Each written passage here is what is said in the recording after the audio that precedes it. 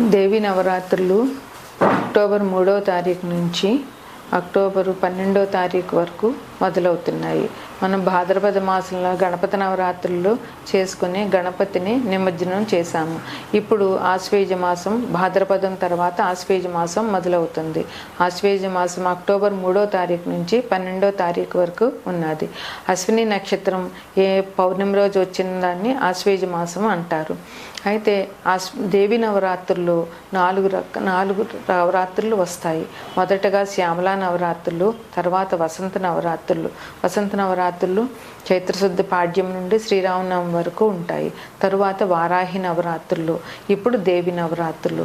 దేవి నవరాత్రులు అంటే అమ్మవారిని పూజ చేయడం. అమ్మవారు లక్ష్మీ, సరస్వతి, త్రిపుర సుందరి, దుర్గాదేవి మూడు అన్నీ కలిపే శక్తి రూపిణి.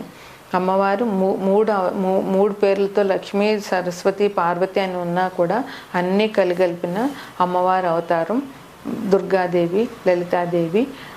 ఏదైనా మనం పిలుచుకోవడంలోనే ఉన్నది. అమ్మవారు ప్రకృతి స్వరూపిణి, శక్తి స్వరూపిణి.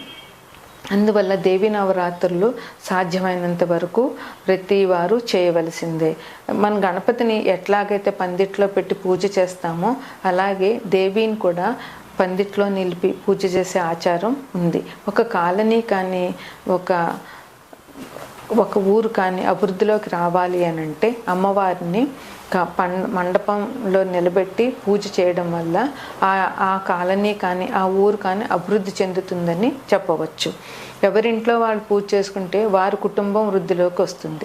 ఇలాగా కాలనీల్లో పూజ చేస్తే ఆ కాలనీ, ఆ ఊరు అభివృద్ధిలోకి వస్తాయి. అంటే ఇది సమాజ శ్రేయస్సు కోరుకునే వారందరూ కూడా ఇలాగా అమ్మవారిని ప్రతిష్ఠ చేసుకుని అమ్మవారి పూజ చేయడం అన్నది చాలా మంచి పద్ధతి.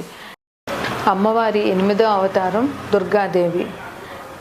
ఇది అష్టమి రోజున గురువారం నాడు 10/10/2024 వచ్చింది. అంటే దుర్గాదేవి అంటే మనం ముందుగా ఫస్ట్ చెప్పుకున్నట్లుగా దుర్గాదేవిని కుంభరాశి వారు పూజించాలి. ఎందువలనంటే కుంభరాశికి అధిపతి రాహువు. అందువల్ల కుంభరాశి వారు దుర్గాదేవిని పూజించాలి. అమ్మవారికి ఎరుపు రంగు వస్త్రాన్ని సమర్పించి ఇప్పుడు అమ్మవారికి ఆ రోజు గారెలు, అల్లం గారెలు కానీ, మామూలు గారెలు కానీ, పాకం గారెలు కానీ నైవేద్యంగా పెట్టాలి. కుంభరాశి వారు అమ్మవారిని, దుర్గాదేవిని పూజించడం వల్ల రాహుగ్రహం వల్ల వచ్చే ఆపదల నుండి రక్షించబడతారు. రాహు దశలో పుట్టినవారు, కుంభరాశిలో పుట్టినవారు, రాహు మహాదశ నడుస్తున్నవారు అమ్మవారిని పూజించాలి.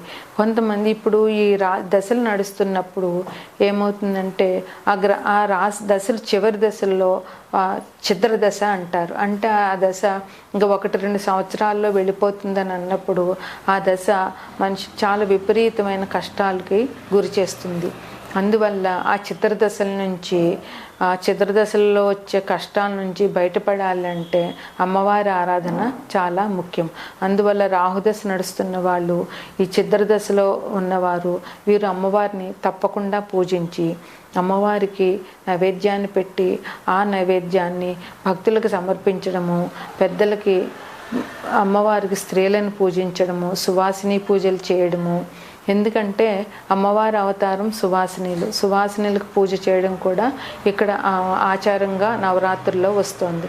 అందువల్ల చేతనైనంత మంది ముత్తైదులను పిలిచి 5, 9, 7, 11 మన శక్తి, కొంతమంది 108 మంది సువాసనలకు పూజలు కూడా చేసి వస్త్రాలు సమర్పించుతూ ఉంటారు. ఎవరి శక్తిని బట్టి వారు ముత్తైదులకు పూజ చేసి ముత్తైదులను పూజించి వారికి పసుపు, కుంకుమ, తాంబూలం, పూలు, పళ్ళు, గాజులు ఇవ్వడం వల్ల అది సాక్షాత్తు ముత్తైదు అంటే అమ్మవారి స్వరూపంగా భావించి వారికి చేతనైన దక్షిణ తాంబూలాలు ఇచ్చి పూజించాలి.